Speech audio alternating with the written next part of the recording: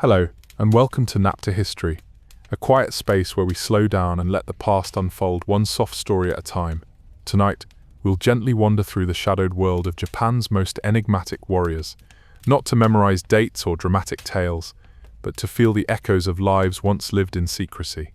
Whether you're lying down for the night or just taking a moment to breathe, I'm really glad you're here.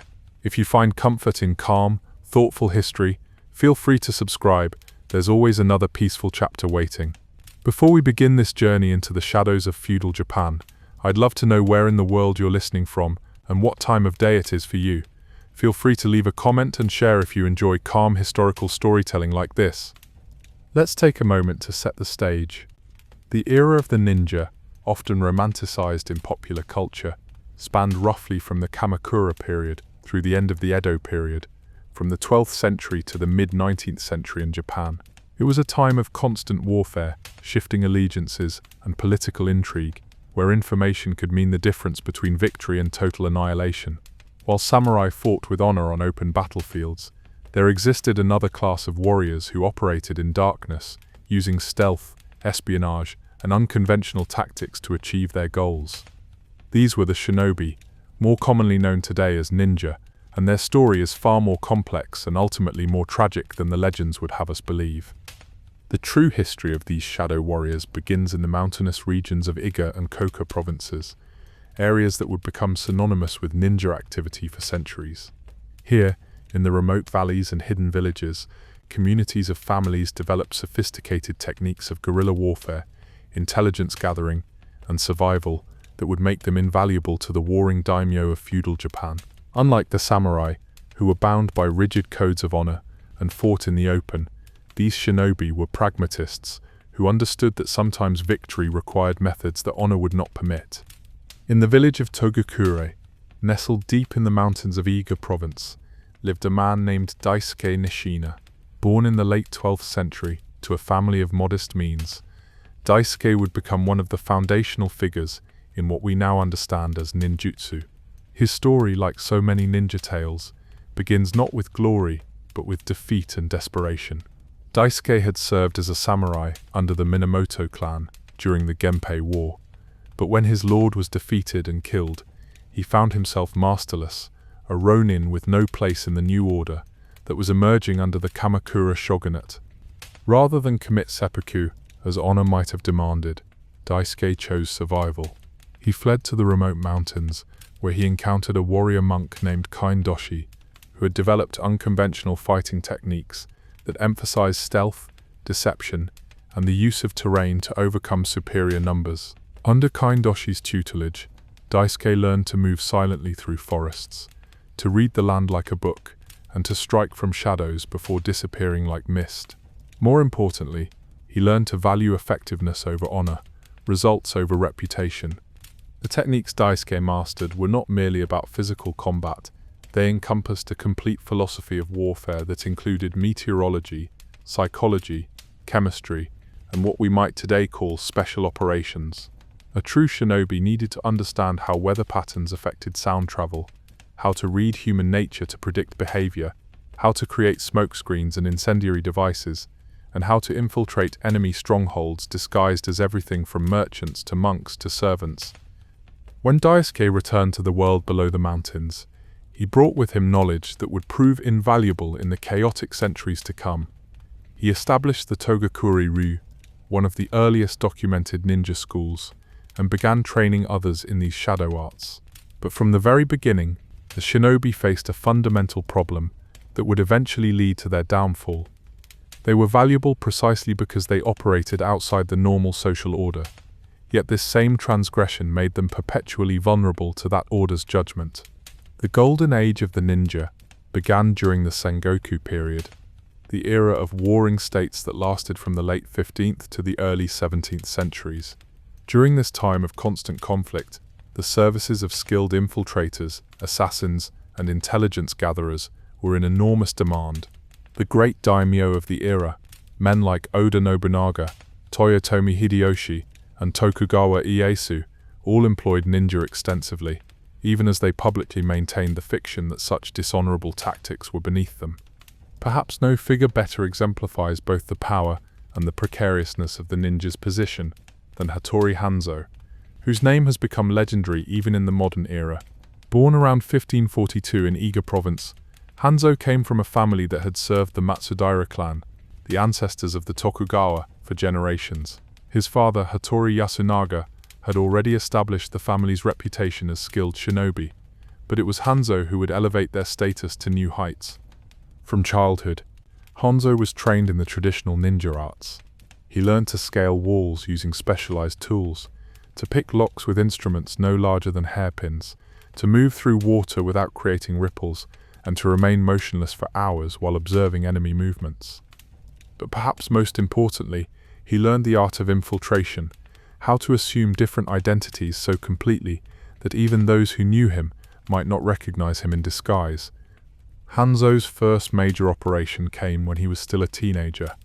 Tasked with gathering intelligence on the Imagawa clan's movements, he successfully infiltrated their camp disguised as a wandering monk. For 3 days, he moved freely among the enemy forces, counting their numbers, assessing their morale, and identifying their key leaders. The intelligence he gathered allowed his lord to position his forces advantageously for the coming battle, resulting in a crucial victory that would help establish Tokugawa Ieyasu's growing power. As Hanzo's reputation grew, so did the complexity and danger of his assignments. He led nighttime raids that could cripple enemy supply lines, conducted assassinations that removed key political obstacles, and organized networks of spies that could provide real-time intelligence on enemy movements across vast territories.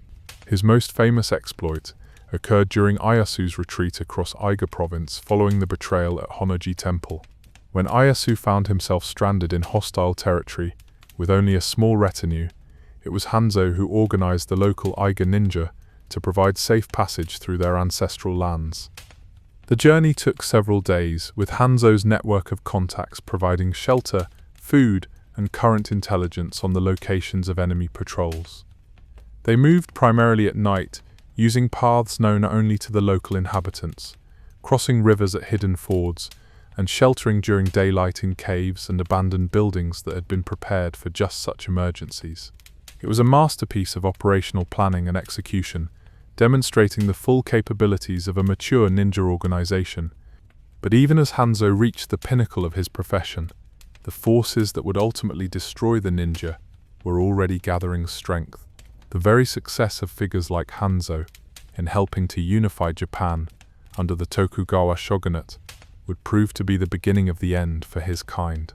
For in creating a stable, centralized government, they were creating a system that would no longer have need for their services, and indeed would come to see them as a threat to the peace they had fought so hard to establish.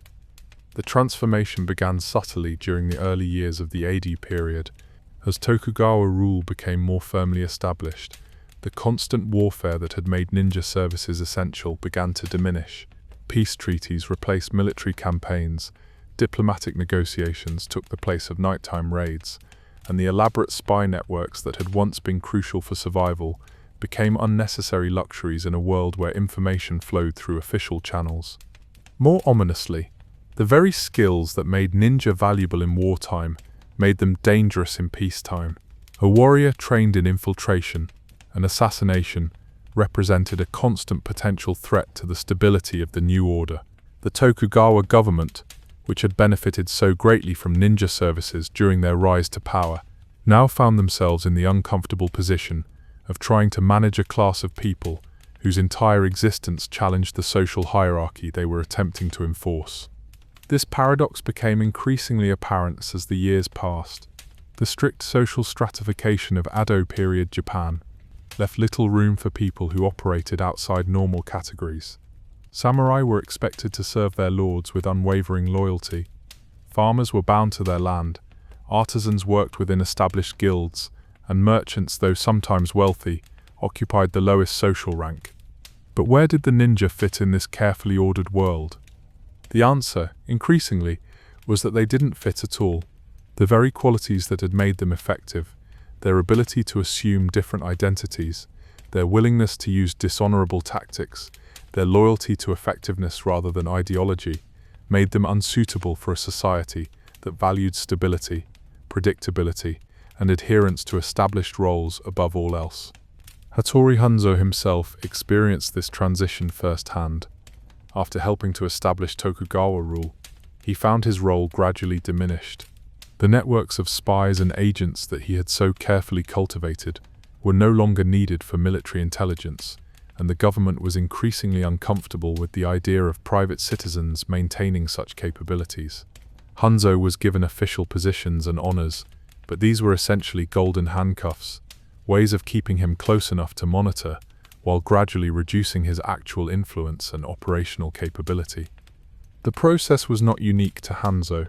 Across Japan, ninja found themselves in similar situations. Those who were fortunate enough to have served the winning side in the recent conflicts were offered positions in the new government, but these positions invariably involved abandoning their traditional skills in favor of more conventional administrative duties. They were asked, in essence, to stop being ninja and become bureaucrats, to trade their mastery of shadows for the mundane responsibilities of clerks and officials.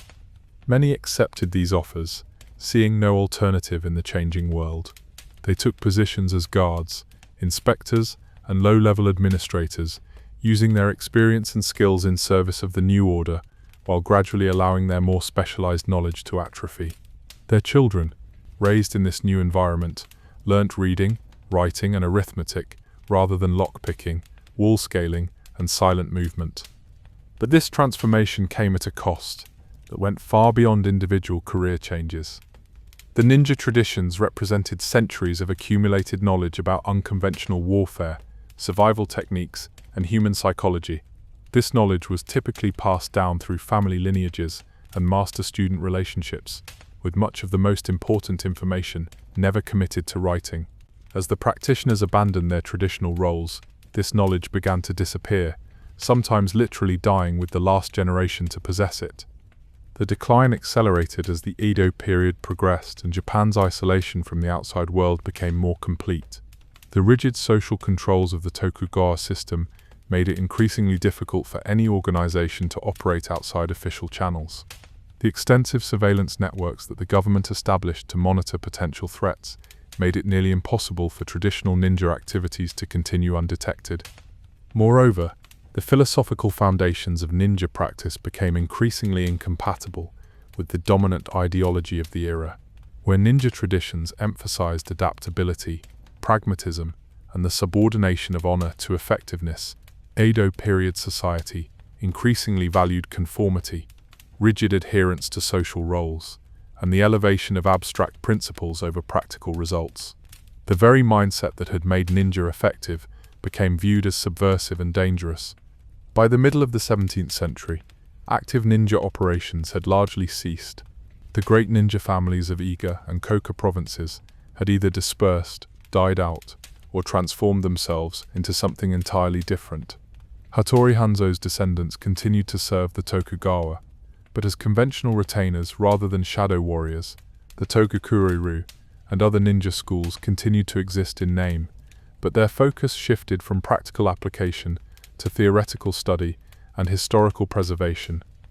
The final blow came with the increasing modernization of Japan during the late Edo period and the subsequent Meiji Restoration. As Japan began to encounter Western military technology and organizational methods, the traditional skills of the ninja seemed not just unnecessary, but actively obsolete. Why maintain elaborate human intelligence networks when telegraph communications could transmit information instantly across vast distances? Why train agents in infiltration and sabotage when modern artillery could breach any fortification?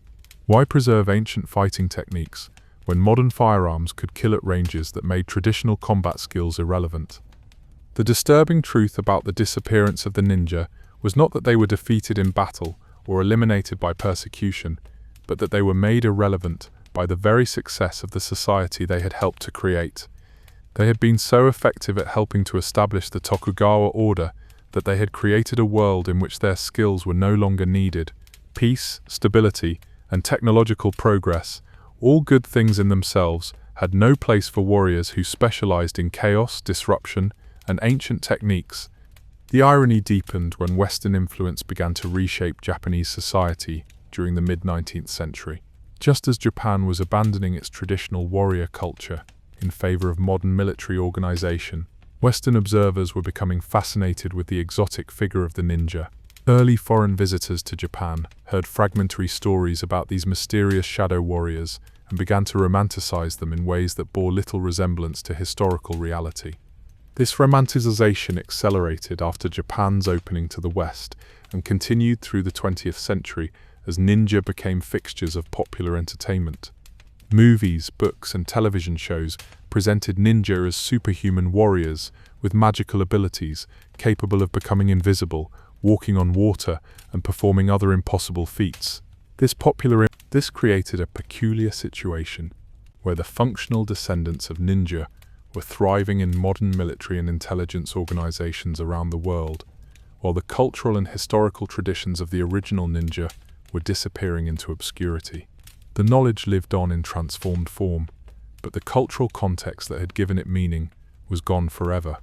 The final disappearance of authentic ninja traditions was not marked by any dramatic event or persecution, but by the quiet passing of the last generation to possess comprehensive traditional knowledge. During the early to mid-20th century, a number of elderly practitioners died without having fully transmitted their knowledge to successors, taking with them techniques and understandings that had been preserved for centuries. Some attempts were made to document and preserve what remained.